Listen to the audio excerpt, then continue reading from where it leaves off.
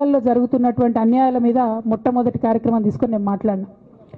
ఆ తర్వాత బీసీలకు జరుగుతున్నటువంటి అన్యాయం, కాంగ్రెస్ పార్టీ మేనిఫెస్టోలో ఇచ్చినటువంటి 42% హామీ కోసము పెద్ద ఎత్తున నేను పనిచేయడం జరిగింది. అట్లానే మహిళలకు 2500 ఇవ్వాలని చెప్పి పోస్ట్ కార్డు ఉద్యమాన్ని నేను చేపట్టడం జరిగింది. పెద్దవాళ్లకు పెన్షన్లు పెంచాలని నేను ఉద్యమాలు చేయడం జరిగింది. తెలంగాణ తల్లి స్వరూపాన్ని మారిస్తే అట్లెట్లా మారుస్తారని రౌండ్ టేబుల్ సమావేశం పెట్టినాం. బనకచెర్లు అక్కడ కడుతున్నారంటే దాని మీద రౌండ్ టేబుల్ సమావేశం పెట్టినాం.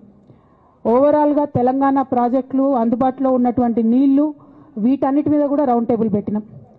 భద్రాచలం దగ్గర 5 గ్రామాలు ముంపు సమస్య ఉంది, ఎవరు పట్టించుకుంటలేరంటే వాళ్ళని పిలిపించుకొని రౌండ్ టేబుల్ సమావేశం పెట్టి ప్రభుత్వం మీద ఒత్తిడి తీసుకొచ్చే కార్యక్రమం చేసినాం.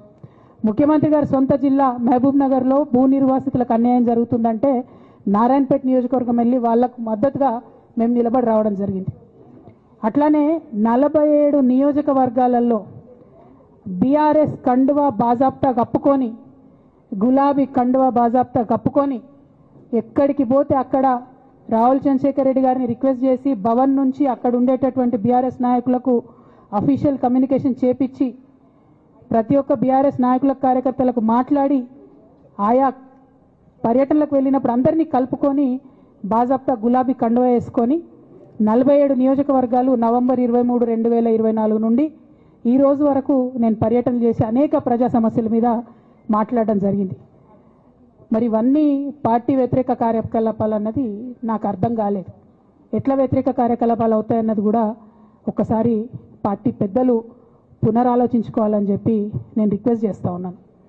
అదేవిధంగా మరి బీసీల కోసం నేను పోరాటం చేస్తుంటే అట్లెట్లా మాట్లాడుతుంది, ఇట్లెట్లా మాట్లాడుతుంది, పార్టీకి వ్యతిరేకంగా మాట్లాడుతుంది.